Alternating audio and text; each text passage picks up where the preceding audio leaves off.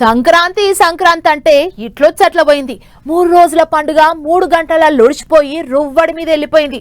ఇక పండుగ అయిపోయిందని అనుకుంటున్న యాళ్లకు ఇంకో పండుగ వచ్చింది. ఆగో, జనవరిలా సంక్రాంతిని మించిన పండుగ ఏముంది అనుకుంటుర్రా? అయితే ఈ ముచ్చట చూడండి, ఎసంటి పండుగ మీకే అర్థమైతది. అమ్మలక్కల కోలాటాలు, తీరు తీరు భాగవతం వేషాలు, పొల్లగాళ్ళ కూచిపూడి భరతనాట్యాలు, అయ్యగార్ల డోలు దెబ్బలు. అబ్బో, చిన్నగా లేదు కాత. ఇట్లా అందరొక్క కాడ కూడి వాళ్ళ టాలెంట్ ను చూపించే వాళ్ళ flamingo festival సాలైంది.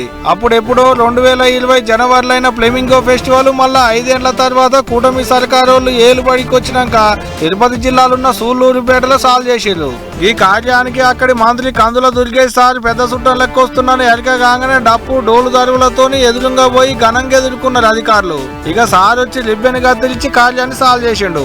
Local MLA Vijayasri ఇంకా జిల్లా కలెక్టర్ వెంకటేశ్వర్ సార్లతోని కలిసి జ్యోతి వెలిగించిండు. ఆటంక పొల్లగాళ్లతోని వాలీబాల్, కబడ్డీ ఆట కూడా ఆడిండు. బయట దేశాలకించి మన దేశానికి వచ్చేటి కొత్త కొత్త పచ్చులను చూపించేటి కార్యమే ఇది అన్నట్టే మాట్లాడుకొచ్చిండు సారు. ఇక గిట్లా 3 రోజులు అవుతుంది అటకి ఈ పండుగ. అతికాని తిప్ప, సూళ్లూరుపేట, బీవీపాలెం, నేలపాటు, శ్రీ సిటీలో గట్టిగా అవుతుందట. వచ్చేటోళ్ళు రావచ్చు. గట్ల వచ్చిన వాళ్ళకు పులికాటు సరస్సు, నేలపాటు సరస్సు అంతా తిప్పుకొస్తాం. పక్షుల బతుకు చిత్రం ఎట్లుంటుందో చూపిస్తామని చెప్పిండు. ఈ పండుగ చూడ్డానికి 6 7 లక్షల మంది దానికి వస్తారని అధికారులు అంచనా వేస్తున్నారట. పులికాటు చెరువు మీదకి ప్రతేడు 20,000 దానిక ఫ్లెమింగో పచ్చులు వస్తాయట.